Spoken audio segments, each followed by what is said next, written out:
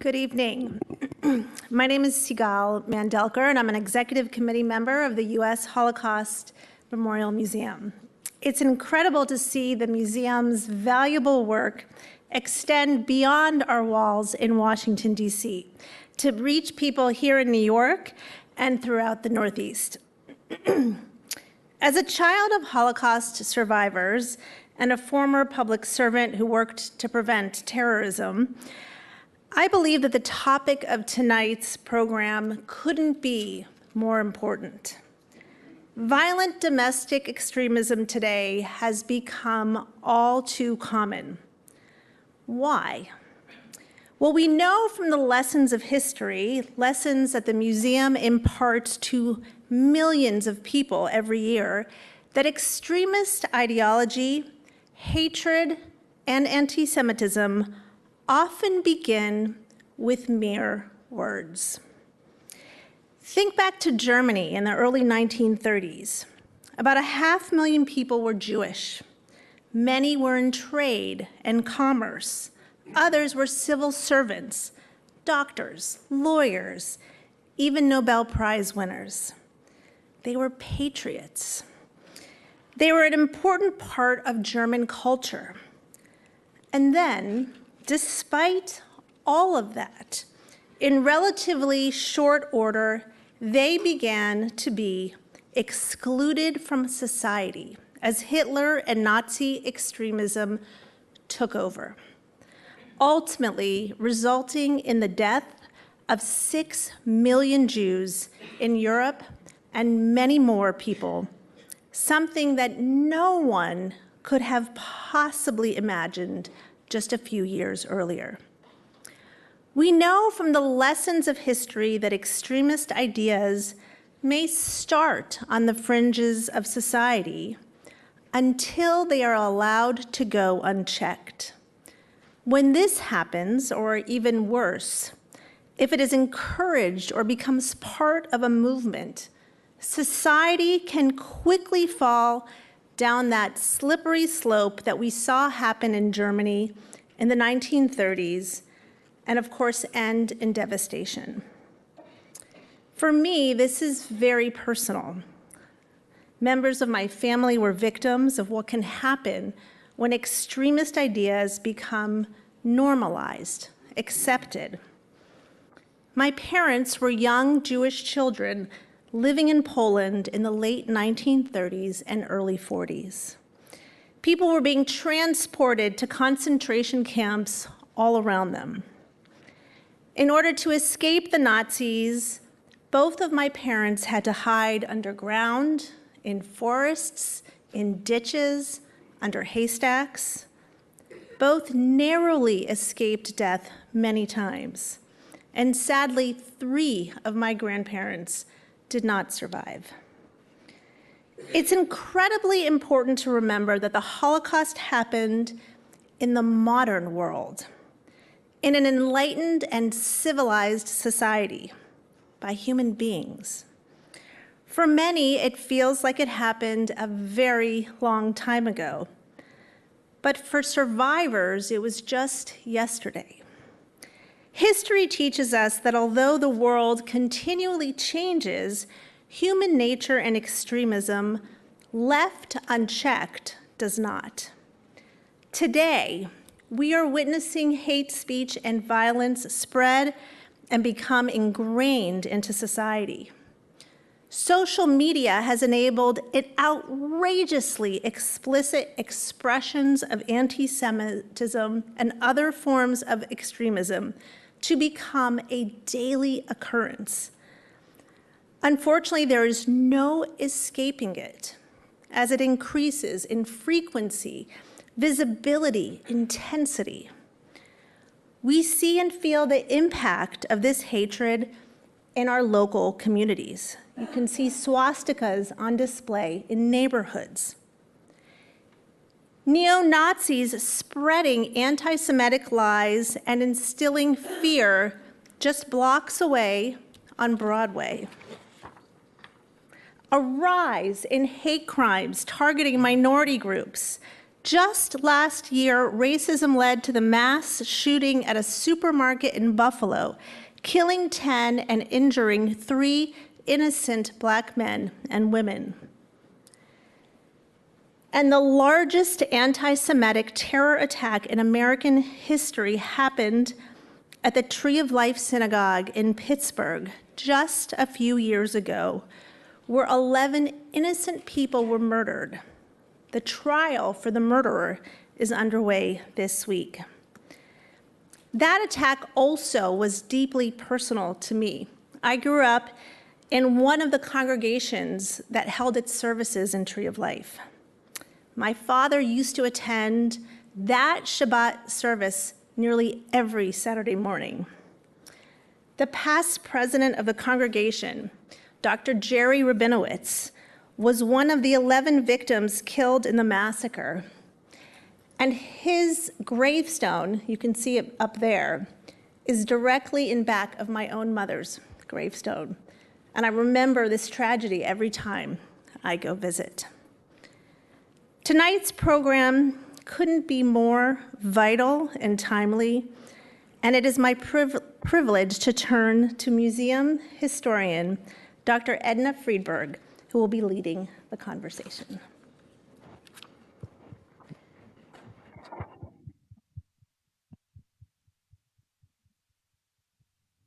Thank you, Sigal, for those remarks, for your enduring partnership with the museum, and for your friendship. We are so pleased to bring the museum's award-winning series, Stay Connected Live, here to a live studio audience. We are an intimate crowd this evening, but you should also know that you are being joined by several hundred people who are streaming the program from their homes. And so thank you for being here to give us at least some people who will react in real time. It can be hard sometimes to talk into just a camera, right? As Sigal said, there's a lot of anger and anxiety these days. People who believe in conspiracy theories spread anti-Semitic lies online, in our neighborhoods, through flyers. But we all know that it is never just about hatred of Jews. When Jews are targets, when people are angry at and attacking Jews, other minority groups are always at risk. Anti-Semitism is always a sign of an unhealthy society. It is one of those early symptoms that we can see when communities are fraying in some way. But I also hope that tonight will give you some cause for optimism as well from the two people here on my left, because not only will we be discussing the normalization of extremist ideologies, but we will also talk about practical ways that people are working to disrupt these dynamics in recruitment. So it is a great honor to be here with these two experts who can help us unpack what is happening. First, I'm pleased to introduce Vidya Ramalingam. Vidya is the CEO and founder of a wonderful organization called Moonshot.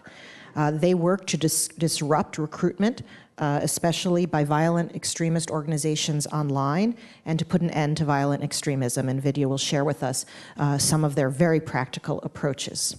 And also, David Weber, really glad to have you here. David is an associate professor of Homeland Security and Emergency Preparedness at Virginia Commonwealth University. And his most recent book that he co-authored is titled The Radical's Journey: How German Neo-Nazis Voyaged to the Edge and Back. So hi, Vidya, and hi, David. Thank you for having us, Edna. Yeah, thank you.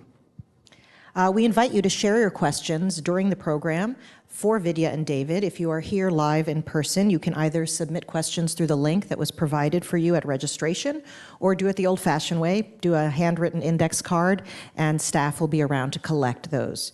If you are online, please post your questions in the comment section in the chat, and we will get to as many of them as we can in the course of the live show. So I'm going to begin where I always begin, because I am a historian, I'm a Holocaust historian. And Holocaust history shows us what happens, not only when extremist ideas, at the very least, become normalized, but actually were the law of the land.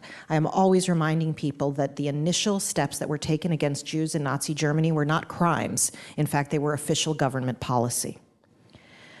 But what happens when hateful ideas are slowly normalized and we become numb to them is people may not even realize the ways that they are being co-opted or brought into dangerous and hateful ways of thinking. And that was certainly true in the 1930s and 40s. It happened to a young German boy named Peter Becker. His Nazi education began in 1935 when Peter was only 6 years old. Decades later, reflecting back in a video clip that we'll play for you now, Peter reflected on the indoctrination and how he later struggled to really reconcile in his head that the ideology and the movement to which he had been so dedicated had been so destructive. So let's hear from Peter in his own words. By the time that the war ended in 1945, when I was 15, I had become a Nazi without ever really being aware that I was one. That is, I didn't know how I had become one. I knew that I was one, because to me Hitler was the great man in Germany's life. I was 150% Nazi.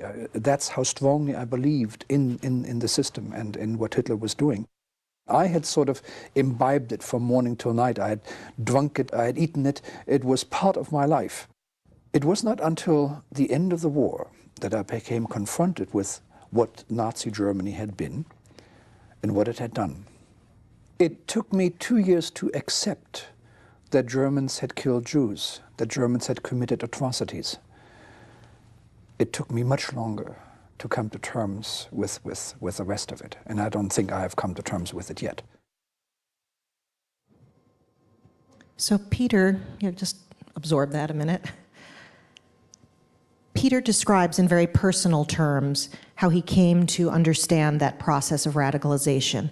But both Vidya and David have observed similar trajectories of other people in very different settings. And Vidya, I would like to start with you. You are an anthropologist by training. You are a woman of color.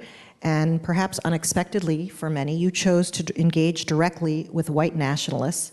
We have known each other for a few months now, done programs. I always say, what did you tell your mother? What were you doing? But if you could please share with the audience how you came to do this work and what surprised you most about your initial interactions with people who full-heartedly engaged in racist ideology.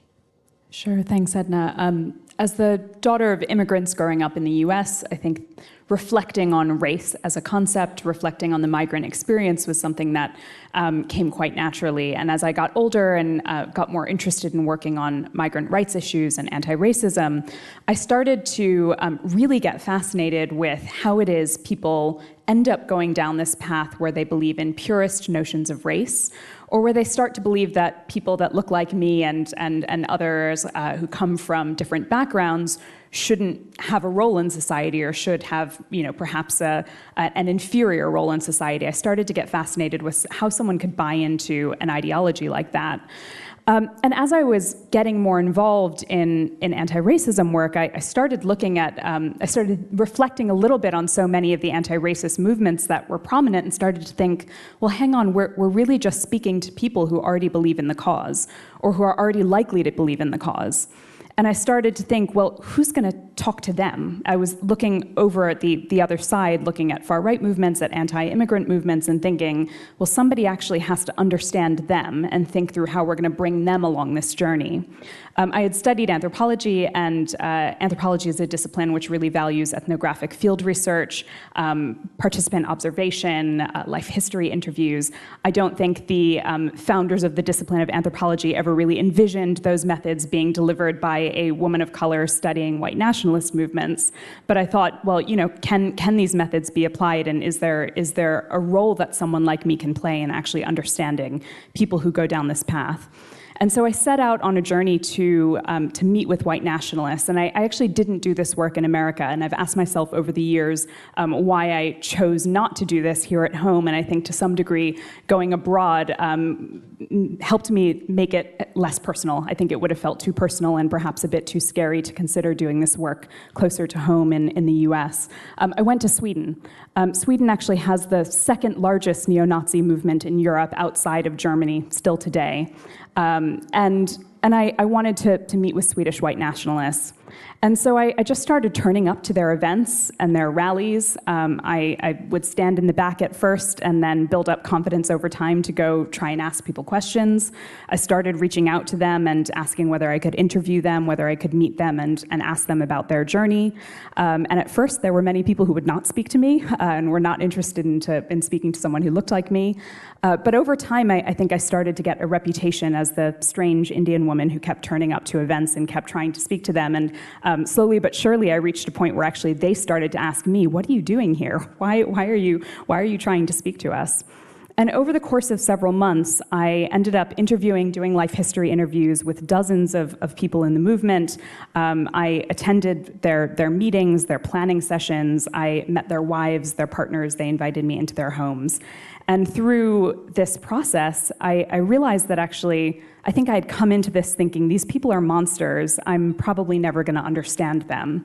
And actually, after months of meeting them and getting to know them, I realized, hang on a second, I recognize some of their emotions. I recognize some of their, I started to realize actually some of their experiences and the trajectories that led them into these movements actually seem rational. I could understand it. And that really surprised me because I was expecting not to be able to understand them, not to be able to feel any kind of empathy for them, and that was not the case.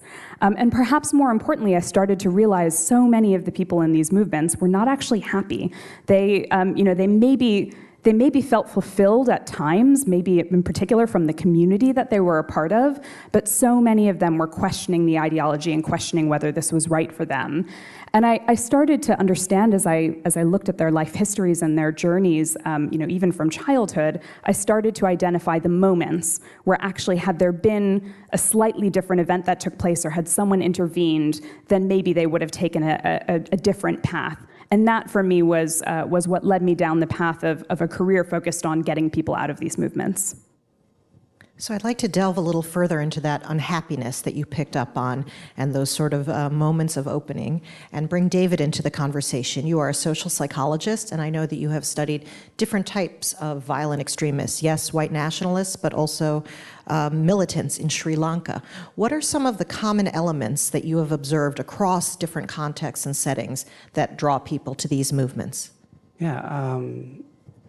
Thank you. And like Vidya, my research started overseas as well, right? And so not here in the United States, but along with my colleagues, we've done interviews and focus groups and surveys with people who are terrorists, members of extremist organizations, people in countries and places that are at risk of radicalizing across the spectrum of ideologies, whether we're talking about people on the far right, we're talking about the far left, whether we're talking about Islamist or jihadist organizations or ethno-nationalist organizations.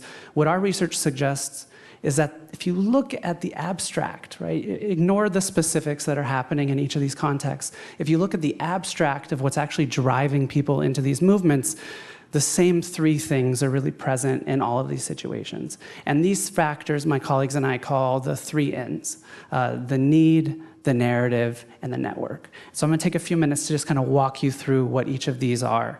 When we talk about the need, we're talking about the psychological motivational piece. Okay?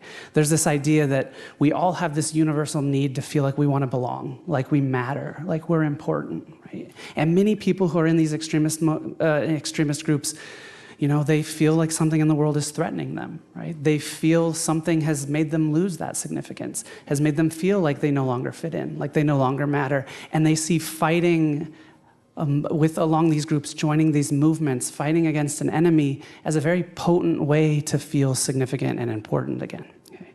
Now, this need, however, is a human universal, right? We all want self-esteem. We all want to be important. Now, most of us are not like Vidya and myself who go do extreme things ourselves and go in the field and talk to these people, right? But we find normal, mainstream ways to fulfill those needs within our lives.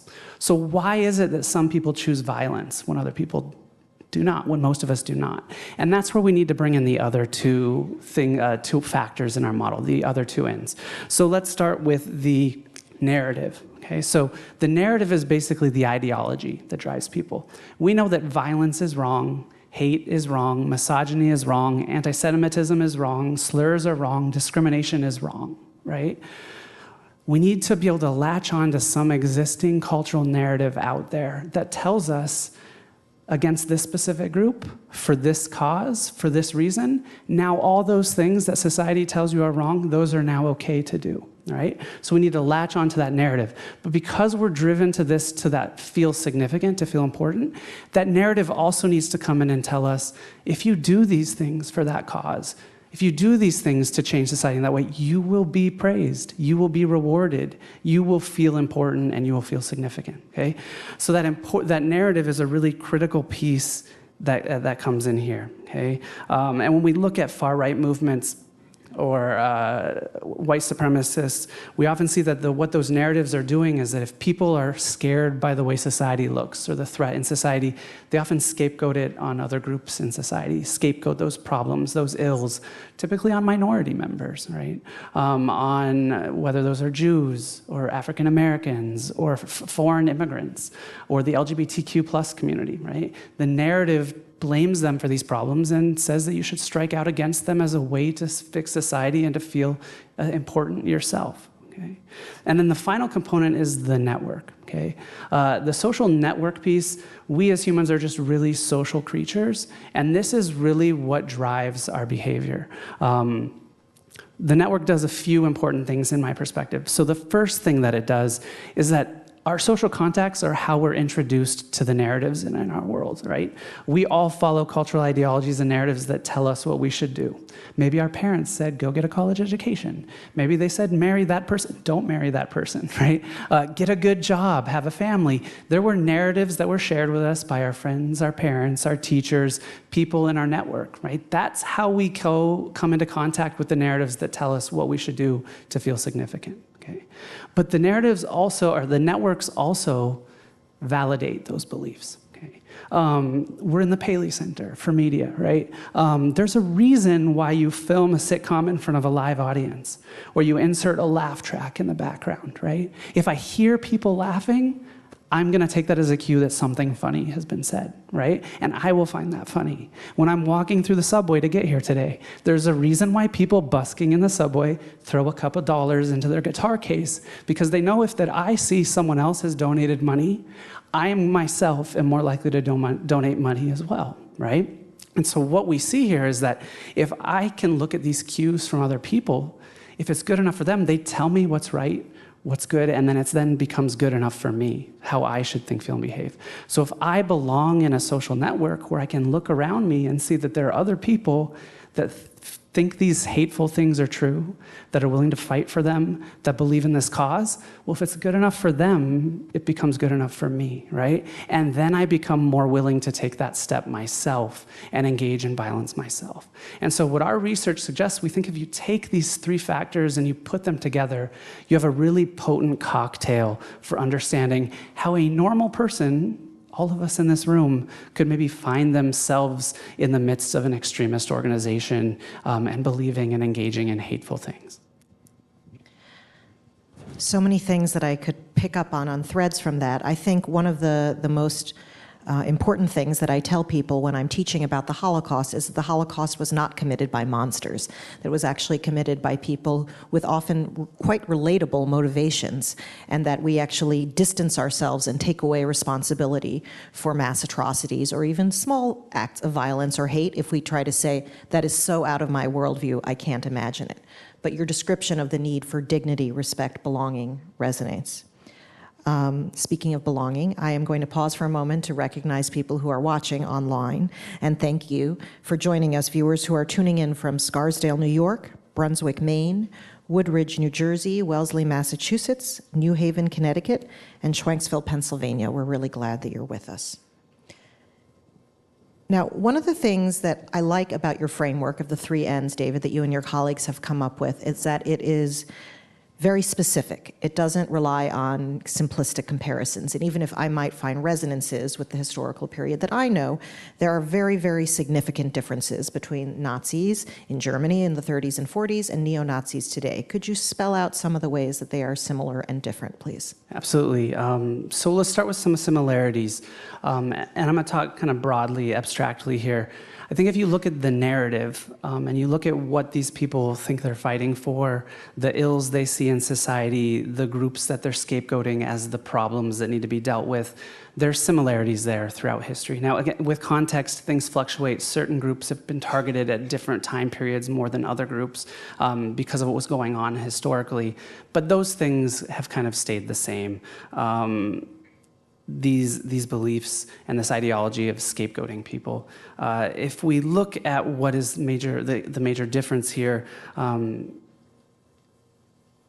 white supremacist ideas still, although we're here to talk about how they're moving into the mainstream, the key is that they're moving into the mainstream, right? They are still relegated to the fringes of society. Now, they started that way in Nazi Germany, but they did spread like a cancer, where they ultimately took over the entire German nation, right? But we aren't living in a state where this is kind of the rule of law, where there's a state police enforcing these beliefs. These are ideas that still are relegated primarily to the fringes of society.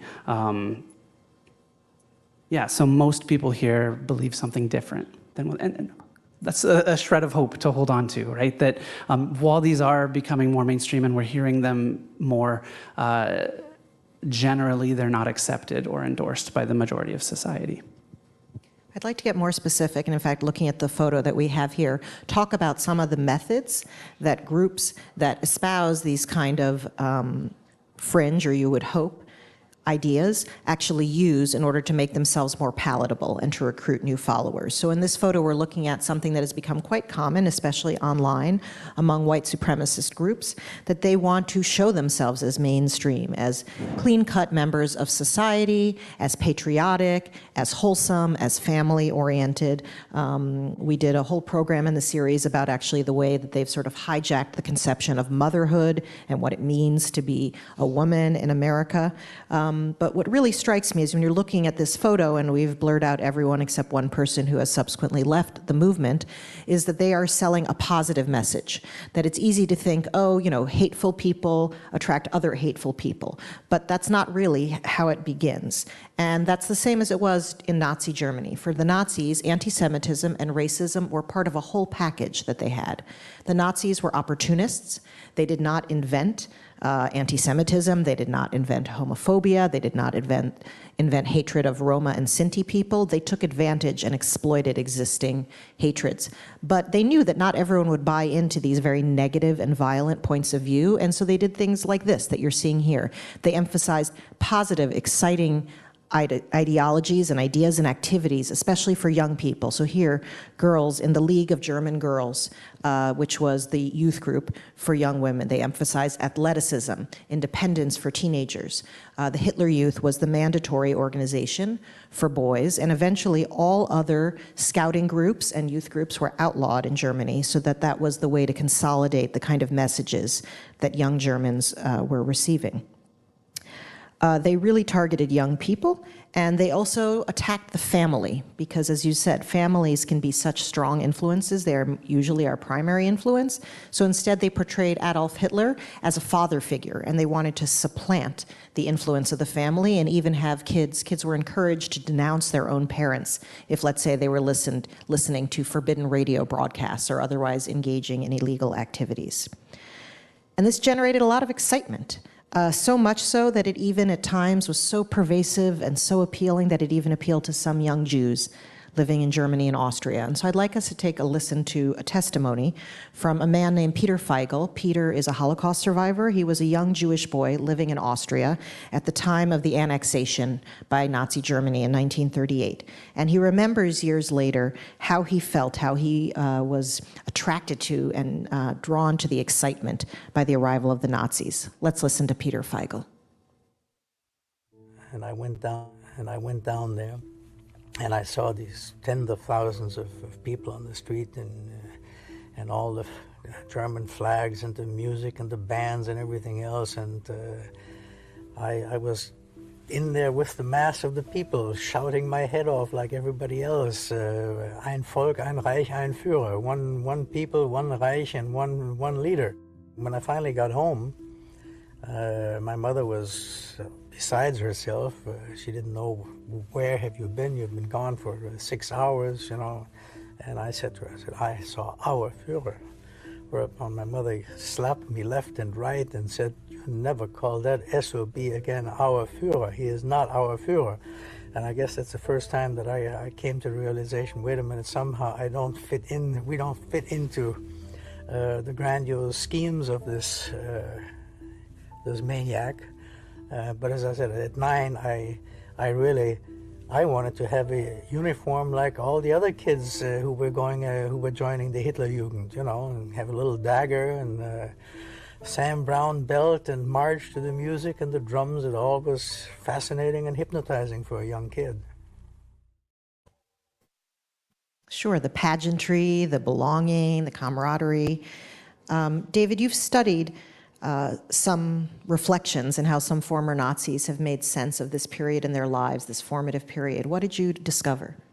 Yeah, in some of the work that my colleagues and I have done, we did interviews with more than 30 former members of the far right in Germany. These were individuals that joined the movement in the 90s, early 2000s. We only analyzed interviews of people who stuck with the movement for like a decade to make sure that they were really involved. They weren't just there for the hate music and the drinking, but they went into the ideological work and the social work part of it. But they all ultimately ended up leaving. And we did interviews and we analyzed them. And what we found was that in a minority of them, but a recurring thing that happened among some of the people we interviewed was that they had older family members who lived through the Holocaust and who were actually in Germany were part of the Hitler Youth. And they thought about it very much as in that video that you just saw. They talked about it in a positive way, the excitement, the camaraderie, the unity, the feeling like they belonged somewhere. And they regaled their grandchildren with these stories of how great that time was, right? And so now these little kids who are very impressionable in youth, searching for a way to find meaning, searching for what to do with their lives, end up being inspired by those times that their parents spent in the Hitler Youth, and they ultimately, that becomes directly or indirectly kind of part of what is their initial foray into far-right movement. And so that's kind of a danger that we saw of this, is people regaling family members of these glory days, this nostalgic time period, then kind of groomed a new generation of extremists. Lest we think that this all happened in a faraway place and a faraway time, also want to bring in an example of how Nazi ideology in the 1930s actually gained a good foothold here in the United States, particularly among people of German ethnic descent, but also other white people, other people who hated Jews and believed in many things. And in fact, not so far from here, walking distance from here at Madison Square Garden in 1938, there was a large rally, and we're going to have a look at film footage from the time, from a documentary called The Night at the Garden, to see what it looked like and what it sounded like that night here in Manhattan.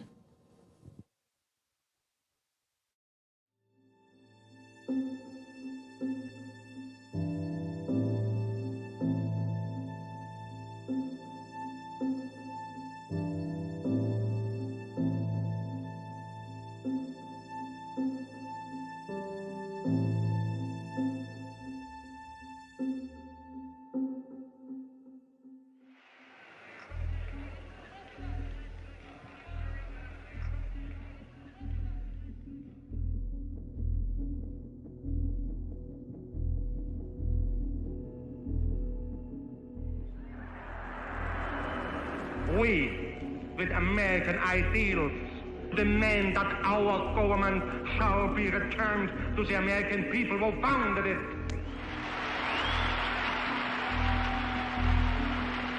If you ask what we are actively fighting for under our charter, first, a social, just, white Gentile who rules the United States. Had many of you seen this before or heard of this before? Some, but others not. I mean, at the beginning, you almost think you're looking at a Nazi party rally from Berlin or Nuremberg or something. But then as we see, it's right out here on the marquee, and it's billed as a pro-American rally. So again, this kind of positive wrapping, the ribbon being put on a much, much uglier message. David, we've been saying, that it's not confined to right-wing groups. Could you give us a sense of how some of these positive messages and propaganda have been used by other groups of different ideologies and places? Yeah, absolutely. And I think it's important to recognize that this positive messaging is a strategic choice, and it's something that we consistently see all across all types of extremist ideologies. There's been some really interesting research that's looked at, sticking with the far right for a second, looking at novels that are big, used by people who belong in the movement, or looking at forums where people go chat online, looking at messages on Twitter, and what they find is that the content on these places that's actually hateful, that is advocating for violence, that is misogynistic, that is anti-Semitic, is actually a small minority of that content, right? Most of that other content that people are talking about, posting about, doesn't fit that criteria, okay? And there's a strategic decision here that you need to balance kind of the violence and the hatred with something positive, for people to take you seriously, for people not to be disgusted by kind of what you stand for, by what you're looking for, but to show that there's a positive side to what you're actually doing. And I'm gonna return again, I'm talking a little bit too much, I apologize. The image you showed of people dressed kind of very normally within the far right, right? This was a very strategic choice, right? Because they knew that if you walk in and you want to be accepted by people with a shaved head and a bomber jacket and combat boots and tattoos everywhere, people aren't going to accept you, right? People aren't going to listen to what you have to say. But if you can package yourself up as a normal American citizen, it becomes easier to move up in ranks in society and then kind of get your ideas and your influence in there. Okay, but your question was to other groups, so let me go back to that. Again, like I said, a fraction of what we see is the violent or the hateful speech, but we can go back to the 1970s, right? And so in the 1970s, this is actually the period in our country where terrorism was at its peak. We saw more terrorist attacks and extremist attacks during the 70s than we did in any other time period of the United States. That might seem shocking to you when you think about what's happened in the last 10, 20 years. You might think we were living in that period, but it was the 70s where we saw the most terrorism. And so, for instance, we had groups at that time like the Weather Underground, a left-wing organization that started out as a student protest movement.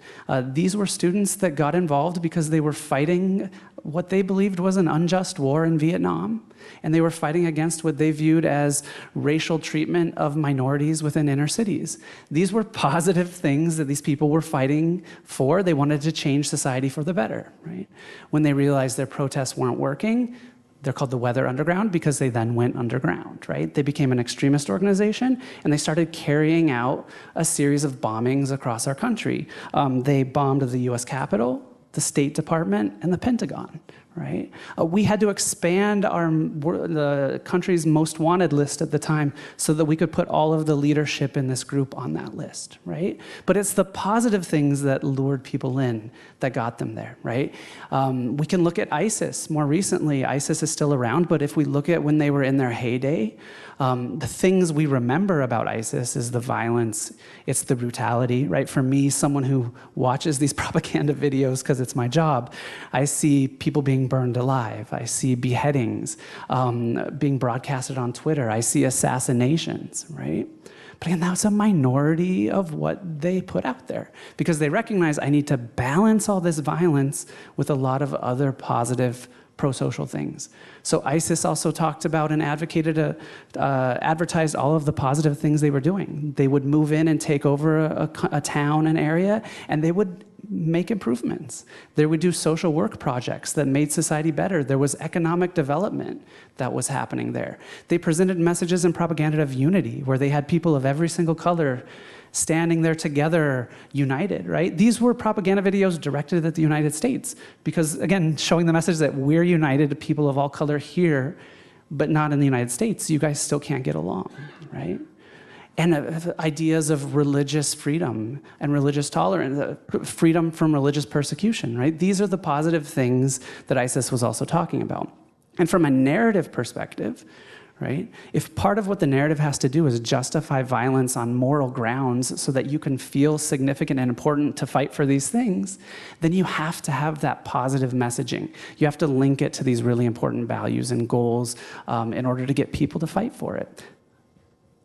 So how does some of this get disrupted? I think maybe the best way to introduce the audience to that is to introduce them and make it personal. Introduce them to someone named Derek Black. Derek Black was one of the early pioneers of online racist extremism. He's someone who I have had the pleasure to get to know, so that gives you a spoiler already that he is no longer involved in that world. But Derek grew up in a family that was really royalty in the white supremacist movement in this country. His godfather was David Duke. His father was one of the leaders, founded the first really big kind of racist anti-Semitic website, and Derek was being groomed to be the leader eventually of this movement. When his father created this website, Derek was a teenager, and he helped his dad to make a section that was specifically directed at teenagers. But he went to college, and he went to college with plans to spread his ideology and to bring new people in, and there things all went in a totally different direction, and instead Derek found himself questioning everything he'd been raised to believe. David, how did this radical shift come about? Yeah, this is a story that is a really interesting example of the importance of your social network, right? As Edna described, this is an individual who grew up surrounded by people who believed these things, right?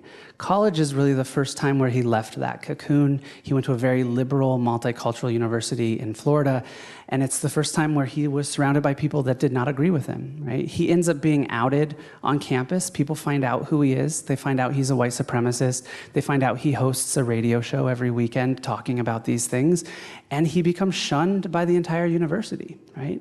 Except one student who had a class with him, his name was Matthew. He was a Jewish student. He reached out to him, he made contact, and he invited them to these weekly Shabbat dinners that he would hold at his house. Okay?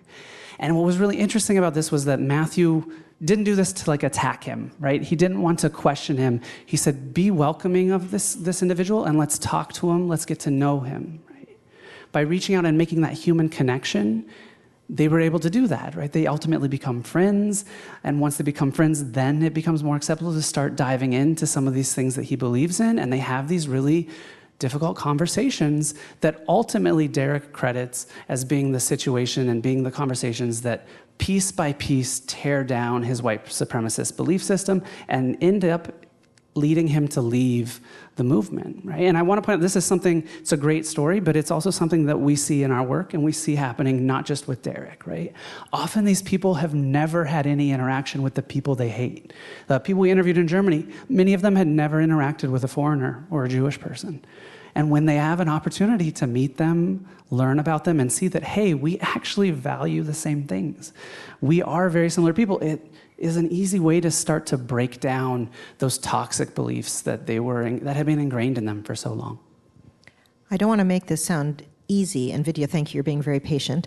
I'll be back to you in 1 second, I promise, but many of the people that we're talking about are recruited from a place of loneliness into these movements. They want the network. They want the human connection. In Derek's case, for him to leave this meant severing ties with his entire world, with his family, with all of his childhood friends, with everyone who knew and respected him. That's an incredibly painful thing to do. And very difficult and brave of him. And he now is actually a scholar of the history of race and an anti-racist activist and a wonderful person. One more thing about Derek that my colleagues and I have learned from him, or at least that surprised me, is I've always thought of white supremacy as being primarily a racist movement and maybe secondarily anti-Semitic, secondarily hating Jews. But Derek actually explains it as the inverse, that hatred of Jews is in fact central to it. So let's hear what he had to say about that.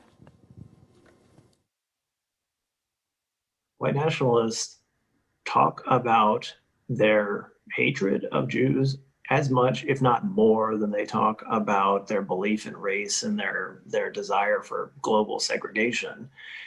There is almost no white nationalist movement without this fundamental idea that Jewish people in the world are actively engaged in a global conspiracy to embrace immigration. This belief that Jewish people hate quote unquote white people. It's always anti-Semitism that is at the center of this whole ideology.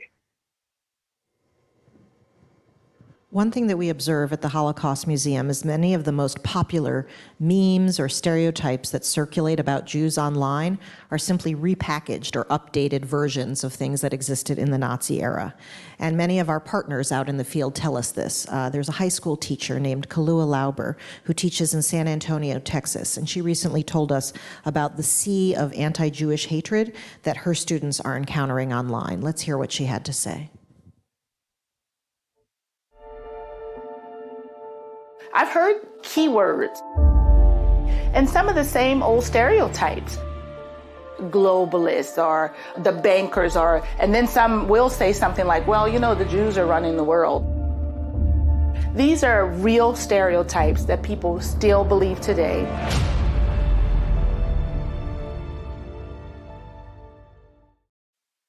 Vidya, why do some of these enduring anti-Semitic lies and conspiracy theories have such potency, and why now? Why are so many of them resurging?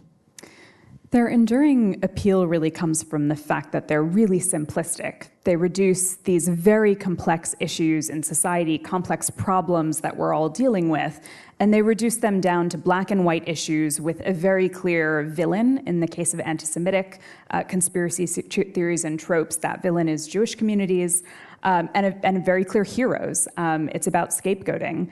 And the narratives about Jewish communities that you're seeing here on this screen, these are not new.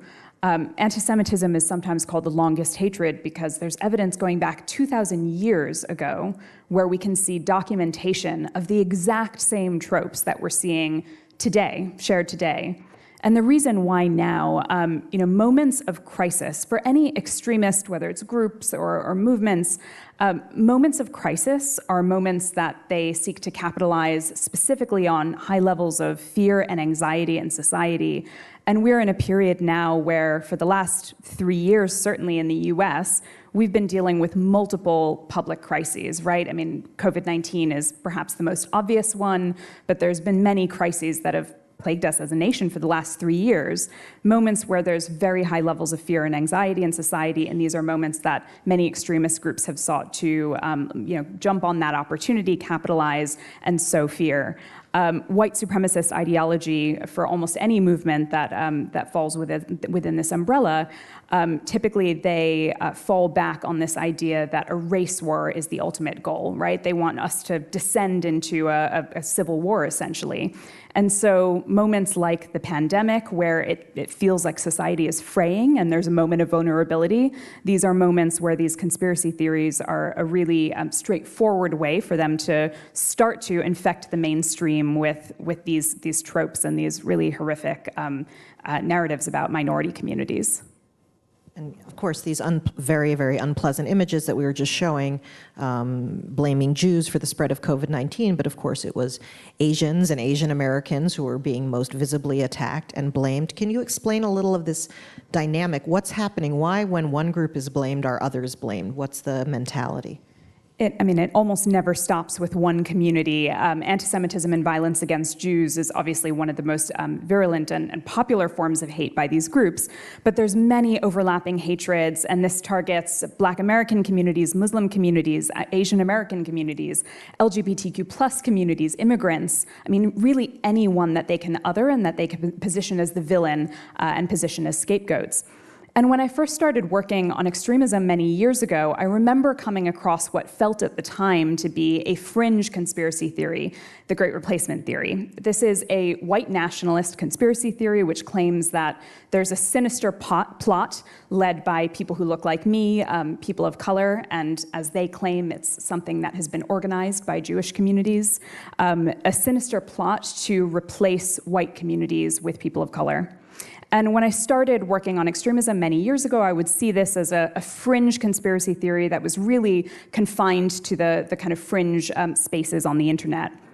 When I started working on this, I never thought I would see the day where a narrative like this was streamed on network television. I never thought that this would be a conspiracy theory that would reach the mainstream.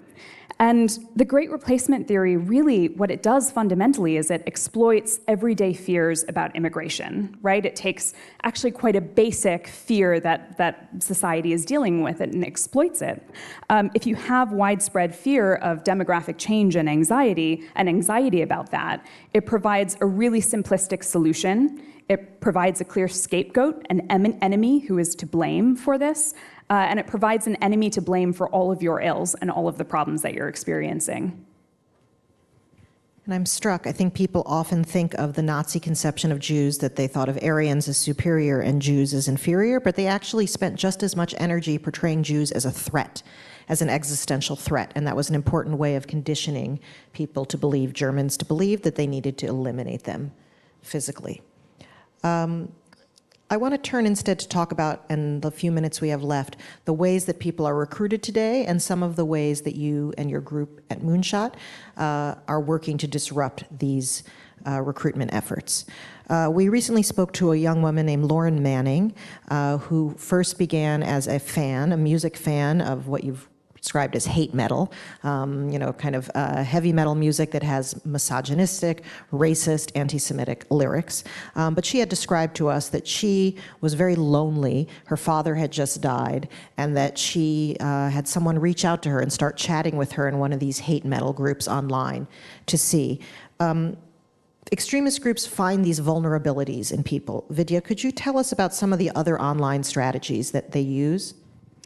Yeah, Lauren, and someone who knows Lauren and has heard her story many times as told by her, she so often mentions her feelings of loneliness. So she was feeling very lonely. She was exploring the internet, and she had a message come through from someone who basically started to make her feel like she belonged and she could be a part of something.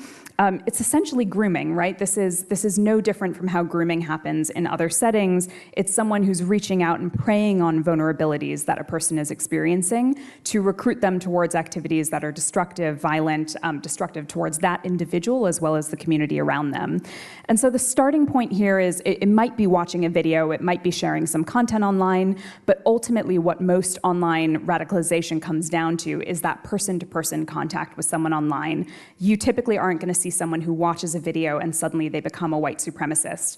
Usually engagement online and what draws someone into the movement is actually that sense of being a part of a community. And this is why actually, I think the concept of lone wolves, which is something we used to hear a lot about in the media when terrorist attacks would happen, the concept of lone wolves is actually entirely outdated. People who are, if there's someone who's sitting in their room, locked door, and they're on the internet, more likely than not, they are engaging with communities online, and they are probably feeling like they're part of a community. Whether or not they actually are a part of a community doesn't matter. If they feel like they're a part of a community, that's powerful, and that's something, if we actually want to stand a chance at intervening, especially when we think about intervening online, we have to think about how we're going to replace that sense of community and actually push them towards engagement online that is just as giving them just as strong a sense of belonging, but isn't destructive. In one kind of strange coincidence or juxtaposition, Lauren actually, when she was becoming more involved with her hate group and she wanted to speak the language and feel like she fit in and could be cool, she actually turned to the website that Derek Black had created to understand how to talk about white supremacy. But let's make this even more offline, that in fact these interpersonal interactions can also happen. Vidya, can you tell us how a very brief and unexpected act of kindness helped to change the course of a self-described skinhead named Arno Michaelis? Yeah, Arno is a dear friend of mine, and he's someone who was a neo-Nazi skinhead in the 1980s and the 1990s. He was a founding member of a worldwide racist skinhead organization. He was also the frontman of a popular, at the time, hate metal band. Today, Arno looks very, very different. These are obviously photos of him when he was younger and really embedded in hate. Today, Arno has completely turned his life around. He is a peace activist, and he has dedicated his career to pulling people out of neo-Nazi movements. And about 4 years ago, Arno actually wrote an open letter, which is published online. It was called Dear Nice Old Black Lady at McDonald's. And this was a letter that really shared a story, a personal encounter that had happened to him, which was really life-changing. And it's actually a story that always really struck me and stuck with me as an example of how simple acts of kindness can actually change someone's path entirely. Arno used to visit a McDonald's very regularly, and he, at the time, this was again when he was in the skinhead movement, he was covered in neo-Nazi tattoos. He actually had a swastika tattooed on his middle finger. In addition to just, he really looked the part. He was trying to look intimidating. He was trying to inspire fear in people that saw him. He would go into this McDonald's, and every day there was an African-American woman who would serve him. And every single day she would greet him with a smile and say, "Hello, sir, so good to see you again," and would smile and be just very kind to him. Every day it kind of shook him, and he started to realize at some point that he was embarrassed of his tattoos when he was going in. And so he started trying to hide the swastika tattoo that was on his middle finger because he didn't want this woman to see it. And one day, as he was trying to hide it, she saw the swastika tattoo on his finger. And she paused, and she just looked him in the eye, and she said, "I know you, sir. You're better than that." He broke down into tears and ran out of the McDonald's. It really shook him to the core. This man who had so wanted to inspire fear in others, being confronted with just unfailing kindness from this woman who really kind of looked into his soul and said, "I know you're better than that." He credits that as really the first act of kindness that really pushed him to start to turn his life around, to start to question this ideology that he had bought into. And it's just a great example of how those simple acts of kindness and surprising acts of kindness can entirely change someone's path. What an extraordinary woman. I wonder if she ever saw that letter, if she recognized herself in it. But I want to kind of go in a different direction on this, because very few of us will actually encounter, I think, someone like this in our lives or necessarily feel comfortable or safe to approach them. And I worry about, for myself, for my children, and I'm sure many of us in this room worry about becoming desensitized to hatred. I know that with the increase in anti-Semitic graffiti and incidents, at a certain point, kind of just for my own calm, or that my kids go to a Jewish school, I can't get so upset every time. But I do worry then that we are all part of a trend of numbing. What do you suggest, David? Like, isn't there a risk that we are becoming just desensitized and that is how things are normal? I think there is a risk there, and I can give one anecdotal example here. I'm a professor. I teach college students down in Virginia, and part of what I do there is I teach students about terrorism, about extremism, and part of that is teaching them what they believe, right? And what are the ideologies that they fight for.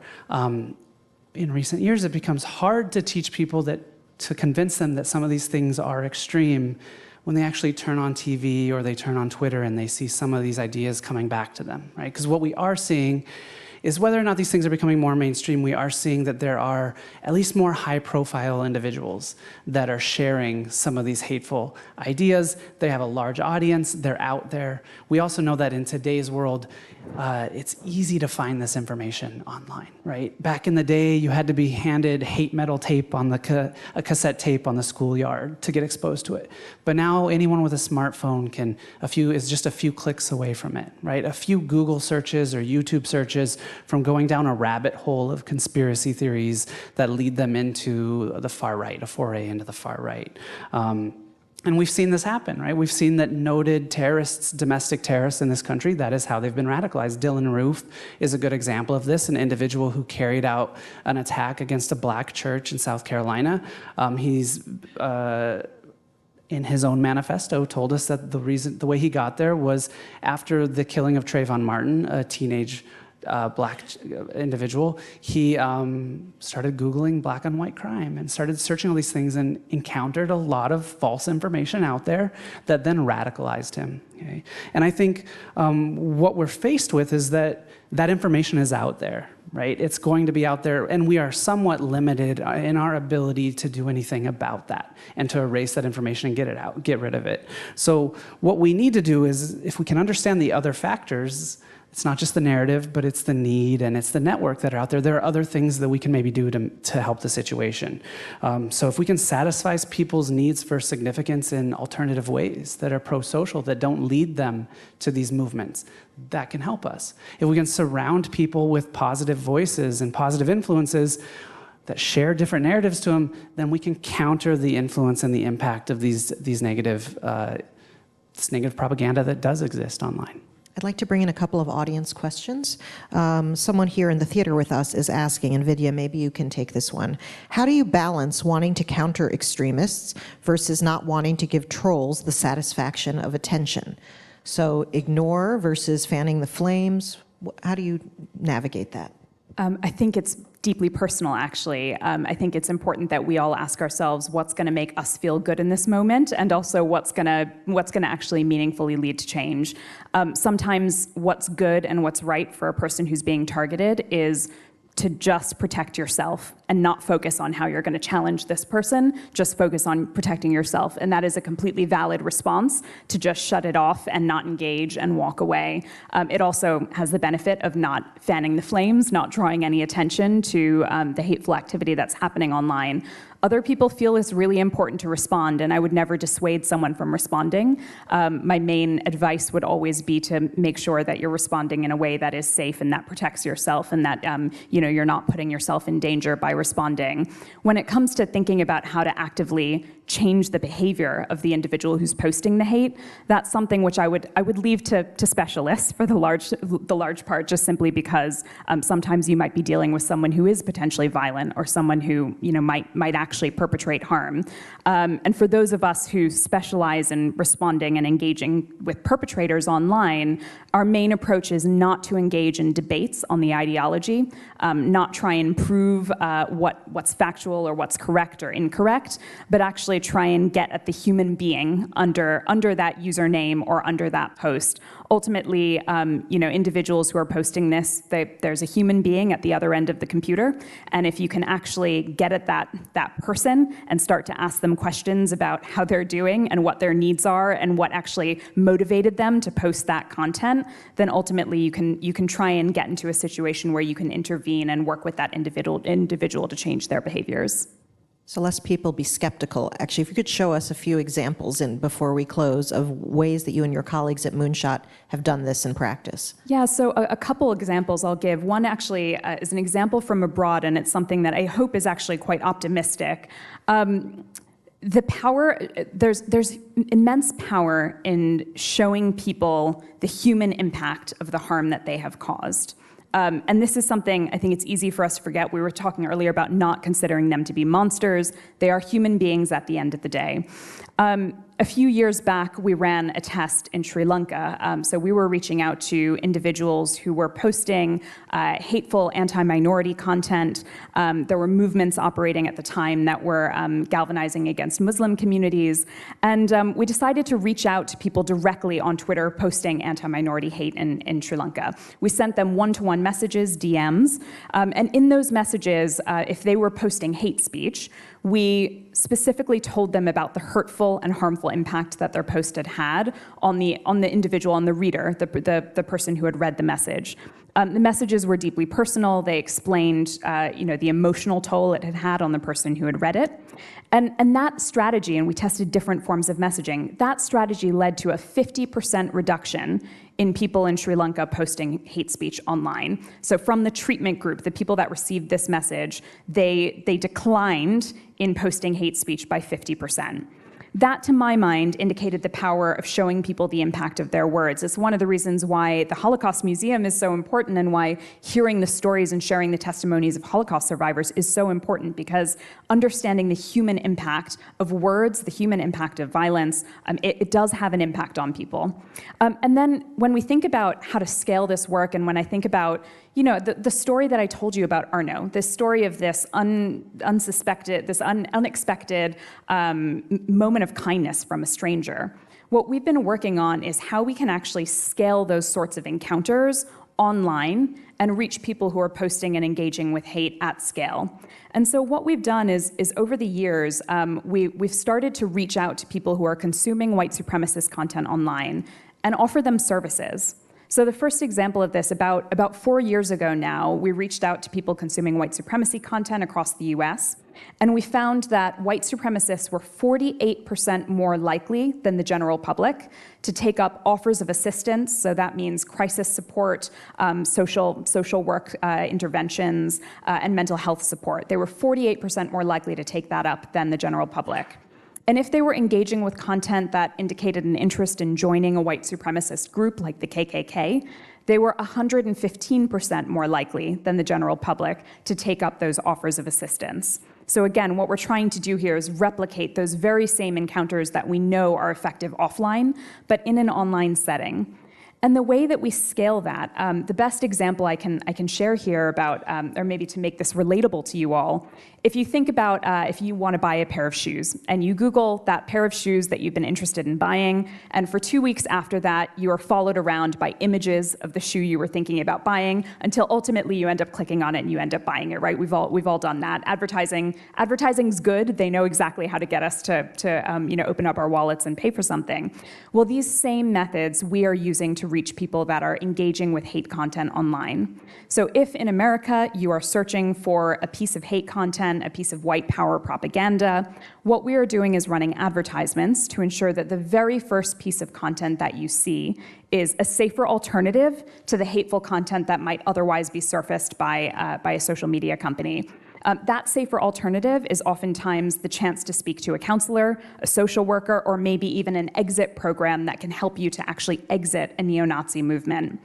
We know it works. We know it works. Over the last 2 years, we have connected 200 individuals that were consuming white supremacist content with crisis counselors who have worked with them on an ongoing basis to de-escalate them from violence. So it does work to form these kinds of positive connections online with people who are engaging in destructive activity. We need to think of the online space as not hugely different from the offline space, and we just need to start replicating what we know works offline, online. I hope you're all as amazed by this as I was the first time that I heard it. We promise to give you some reason for optimism and hope, and it's not about trying to love your enemy, but to understand. And I think through the dynamics that you have explained as a psychologist, David, and also Vidya, your ways and your colleagues of disrupting, it does make me feel like it's not inevitable that these things will happen. So thank you very much for an illuminating conversation. I think it's also useful in reminding us that we needn't be governed by fear and not let fear consume all of our attention and all of our energy. It's something that I think about. It may be surprising since I do a job that is about terrible things that happen to Jews and about anti-Semitism, but I also raise proud, knowledgeable Jewish children, and I don't want them to be defined by what happened to their grandfather. I want them to be defined by who they are and what they want to create. So thank you, audience, for being with us today, for audience online, and thank you to Vidya and David. We hope to see you at another museum event soon. Good night.